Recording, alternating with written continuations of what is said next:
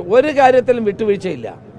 പോലീസുകാരെ ആക്രമിക്കുക, അതുപോലെ തന്നെ മെഡിക്കൽ ഷോപ്പുകൾ, എല്ലാ മെഡിക്കൽ ഷോപ്പും ഇല്ല, ചില മെഡിക്കൽ ഷോപ്പുകളിൽ കുറിപ്പടിയില്ല, ഡോക്ടർമാരുടെ പ്രിസ്ക്രിപ്ഷൻ ഇല്ലാതെ മരുന്നുകൾ, ഗുരുതരമായ രോഗങ്ങൾക്കുള്ള മരുന്നുകൾ കൊടുത്ത് അത് ലഹരിക്ക് പകരം ഉപയോഗിക്കുന്നതായി ശ്രദ്ധയപ്പെട്ടിട്ടുണ്ട്.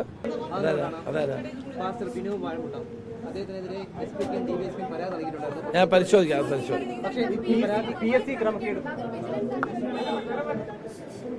അത്തരം കാര്യങ്ങൾ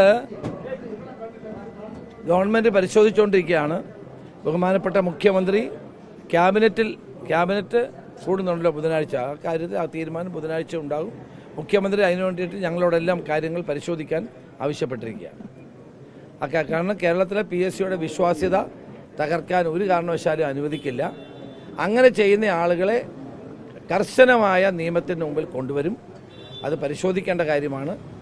അതുകൊണ്ടാണ് മുഖ്യമന്ത്രി എന്നോട് വിശദമായി കാര്യങ്ങൾ ഇതിനെപ്പറ്റി അന്വേഷിച്ച് റിപ്പോർട്ട് കൊടുക്കാൻ പറഞ്ഞിട്ടുള്ളത്.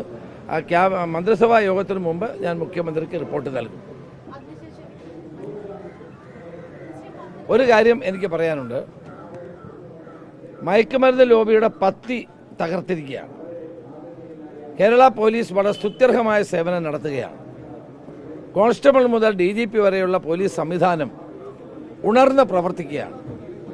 ഈ മയക്കുമരുന്ന് ലോബി പല സ്ഥലങ്ങളിലും പോലീസ് ഉദ്യോഗസ്ഥന്മാരെ ആക്രമിക്കുകയും മർദ്ദിക്കുകയും ഒക്കെ ചെയ്യുന്നുണ്ട്.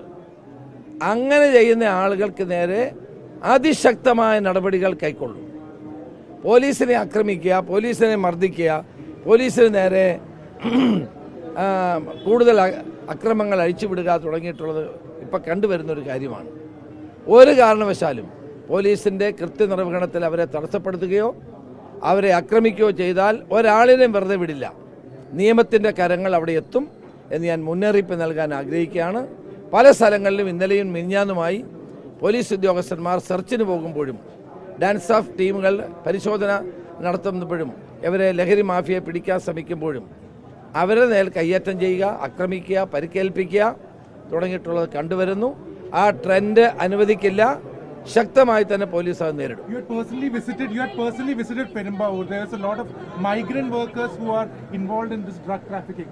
You visited there. After you come in, what is the evaluation on the impact of these migrant workers who are involved in drug? Is it a big influence on drug trafficking in the state? I think that not everybody, but some of the people are involved in this drug trafficking. Everybody knows that it's a drug menace is there in Kerala. So Perumbavoor is one place where large number of migrant laborers are working there. So I went there, I went by colony, I requested them in their own language that you have to desist from this kind of activities.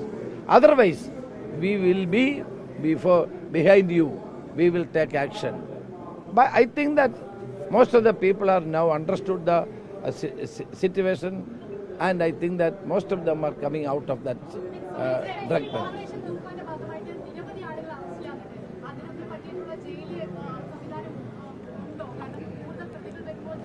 അതിനൊക്കെയുള്ള സംവിധാനം ഞങ്ങൾ ഒരുക്കും. അതൊന്നും പേടിക്കണ്ട. ജയിലില്ലെങ്കിൽ ജയിലിനുള്ള സംവിധാനം ഒരുക്കും. പക്ഷെ ഒരു കാര്യത്തിലും വിട്ടുവീഴ്ചയില്ല. പോലീസുകാരെ ആക്രമിക്കുക, അതുപോലെ തന്നെ മെഡിക്കൽ ഷോപ്പുകൾ, എല്ലാ മെഡിക്കൽ ഷോപ്പും ഇല്ല, ചില മെഡിക്കൽ ഷോപ്പുകളിൽ കുറിപ്പടിയില്ല, ഡോക്ടർമാരുടെ പ്രിസ്ക്രിപ്ഷൻ ഇല്ലാതെ മരുന്നുകൾ, ഗുരുതരമായ രോഗങ്ങൾക്കുള്ള മരുന്നുകൾ കൊടുത്ത് അത് ലഹരിക്ക് പകരം ഉപയോഗിക്കുന്നതായി ശ്രദ്ധയപ്പെട്ടിട്ടുണ്ട്. ഒരു കാരണവശാലും അത് അനുവദിക്കില്ല. മെഡിക്കൽ ഷോപ്പുകാരാരെങ്കിലും ഇത് ഉൾപ്പെട്ടിട്ടുണ്ടെങ്കിൽ അവർ പിൻവലിയണം, അവർ മാറണം. ഡോക്ടർമാരുടെ പ്രിസ്ക്രിപ്ഷൻ ഇല്ലാതെ മരുന്ന് കൊടുത്താൽ ഒരു സംശയവും വേണ്ട, നടപടി ഉണ്ടാകും. പോലീസ് അവരുടെ പിന്നാലെ ഉണ്ടാകും എന്ന മുന്നറിയിപ്പ് ഞാൻ നൽകാൻ ആഗ്രഹിക്കുന്നു. ആരോഗ്യമന്ത്രി ശ്രീ K. മുരളീധരനുമായിട്ട് ഞാൻ ഇന്ന് ഈ കാര്യം സംസാരിക്കുന്നുണ്ട്. ഒരു കാരണവശാലും കേരളത്തിലെ മെഡിക്കൽ ഷോപ്പുകൾ ഇത്തരം drug menace വേണ്ടി കൂട്ടുനിൽക്കാൻ പാടില്ല. Union minister has also announced a 3-year plan. Many are saying they are inspired by your action.